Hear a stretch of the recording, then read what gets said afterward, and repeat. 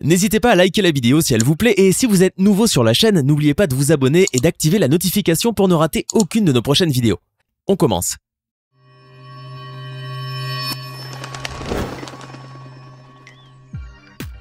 Bonjour et bienvenue à tous. Nous passons tellement de temps sur internet que nous avons l'impression d'avoir tout vu et de tout connaître. Il devient donc maintenant très difficile de nous impressionner. Cependant, il y a des choses inhabituelles et surprenantes dont on ignore l'existence et qui se sont cachées jusque-là dans les profondeurs du World Wide Web. Aujourd'hui, nous vous invitons donc à faire la découverte de 10 choses incroyables que vous verrez pour la première fois de votre vie. Que diriez-vous d'un fast-food de luxe ? On vous l'accorde, cela semble ne pas rimer correctement. On retrouve fréquemment le luxe dans les restaurants à plusieurs étoiles avec des chefs de grande renommée et des plats gastronomiques exquis. Mais dans un fast-food, c'est plutôt des plats faits à la hâte.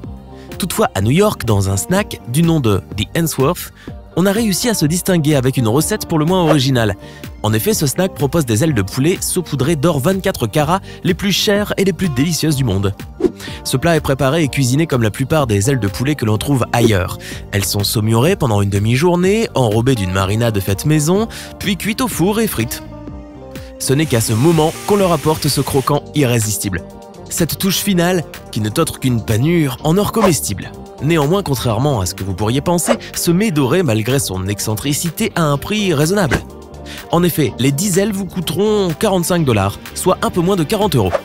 Enfin, si vous vous offrez un festin de 50 ailes de poulet accompagné d'une bouteille de champagne Ace of Spades, dans ce cas-là, la note s'envole jusqu'à 1000 $. Grâce à Tim Leinart, un artiste américain de 59 ans qui a eu un jour l'idée saugrenue de créer des instruments en glace, un grand igloo au cœur des Alpes italiennes au nord du pays, dans la station de ski Passo Paradiso à 2600 mètres d'altitude, accueille les concerts d'un véritable orchestre de glace. Des musiciens locaux viennent y participer devant 200 personnes alors que la température est de -12 degrés Celsius. Originaire du Colorado, Tim a déménagé en Laponie pour assouvir sa passion, qui est de créer des instruments de musique en sculptant de la glace. Il a déjà construit en grande partie en eau gelée un violon, un alto, un xylophone, une contrebasse, une mandoline, un violoncelle et un rolandophone, un instrument à percussion de son invention. Quand ce sculpteur a commencé à les réaliser, les instruments explosaient souvent, mais maintenant cela se produit de moins en moins.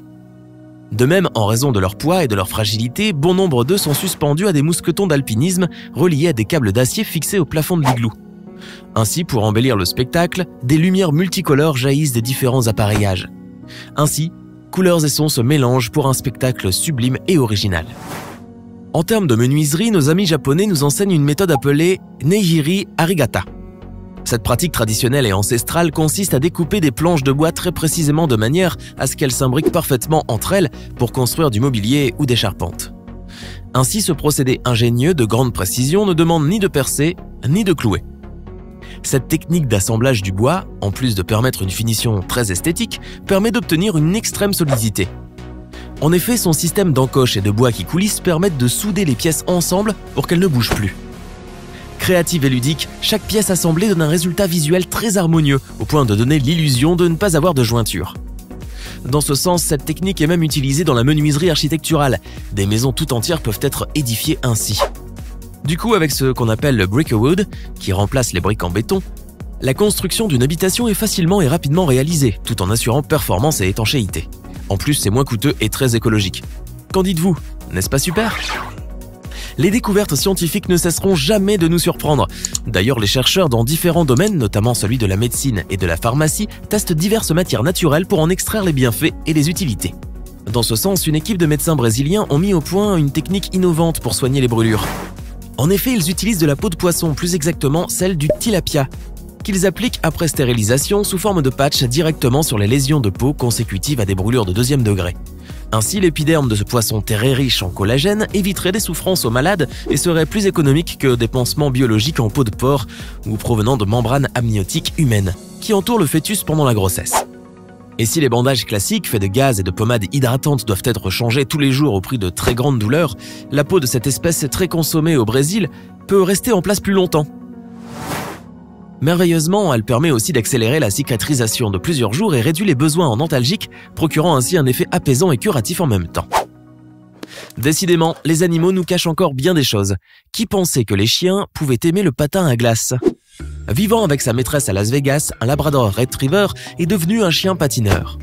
Certainement le premier du genre. Ainsi, Benny, de son nom, a été adopté par Cheryl Del Sangro, une ancienne professionnelle de patinage sur glace aujourd'hui âgée de 56 ans et qui est devenue coach. Il n'avait que quelques mois à l'époque et était sur le point d'être euthanasié quand Cheryl l'avait sauvé.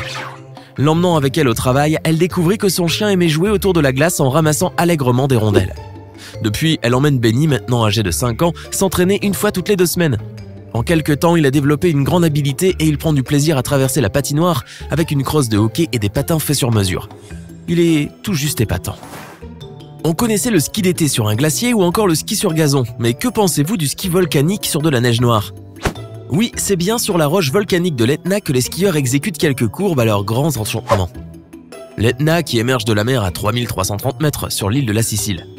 Ce volcan, en activité, présente de belles possibilités pour le ski de randonnée du fait de l'altitude élevée. Les paysages sont époustouflants sur la Méditerranée et sur la Sicile, et même sur la botte de l'Italie par temps clair. Du coup, les Siciliens adorent skier ici. Ainsi, 2 accès routiers par le nord et le sud sont mis à leur disposition pour monter à travers les anciennes coulées de lave jusque vers 1700 mètres où l'on trouve la neige de janvier à mars. Ces accès sont équipés de petites stations de ski qui sont régulièrement endommagées par les coulées de lave. Toutefois, les amateurs de ski n'hésitent pas à profiter de ce lieu remarquable et rien ne les arrête pour pratiquer leur sport préféré. En Islande, pas besoin de machine à pain quand on a une île volcanique. Ce pays possède un potentiel énergétique énorme et quasi inépuisable. La géothermie y est en effet très répandue. Par conséquent, la majorité des maisons sont chauffées grâce à l'eau chaude souterraine. Profitant de cet avantage écologique, Viktor Sveinsson, un pâtissier islandais, utilise les phénomènes géothermiques de l'île pour cuire son pain à la chaleur des sources thermales d'une température d'environ 100 degrés. Une idée originale que présente le court-métrage documentaire réalisé par Alison E. Grasso et qui détaille le processus de cuisson atypique. En enfonçant des contenants avec de la pâte dans la boue chaude située à proximité des volcans, il attend 1 heure avant de retirer son pain si moelleux et si délicieux. Nous connaissons tous les Jeux Olympiques modernes. Eh bien, il faut croire que parmi ces disciplines, quelques-unes légèrement modifiées ont été tirées de certains jeux organisés en Écosse. Ces jeux sont appelés les Jeux des Highlands. Et ils ont été une source d'inspiration pour Pierre de Coubertin, fondateur des Jeux Olympiques qui avait importé les lancers et le fameux tug of war, ou tir à la corde, après avoir visité les terres d'Highland. Créés en 1856, ces événements sportifs possèdent un caractère et des traditions uniques. En effet, ils font partie de la culture purement écossaise depuis des siècles et transmettent le sens de la communauté, et du patrimoine et de la fête. Dans ce folklore, les participants, hommes, femmes et enfants, sont généralement habillés en kilt, une sorte de jupe portefeuille plissée spécialement galéique. Et au rythme des sons, des cornemuses et des percussions, une quinzaine de compétitions ont lieu, notamment des lancers d'objets lourds tels que les poids, les marteaux, les pierres, les troncs et autres, des épreuves de course à vélo et de course à pied en côte ou encore des concours de danse traditionnelle. C'est un héritage dont les Écossais peuvent être fiers. Chaque année et depuis 2009, un événement pour le moins exceptionnel a lieu en France, et plus exactement aux arènes de Nîmes, l'amphithéâtre romain le mieux conservé au monde. 500 reconstituteurs venus de France, d'Italie, de Croatie et d'Allemagne s'y donnent rendez-vous pour participer aux grands jeux romains.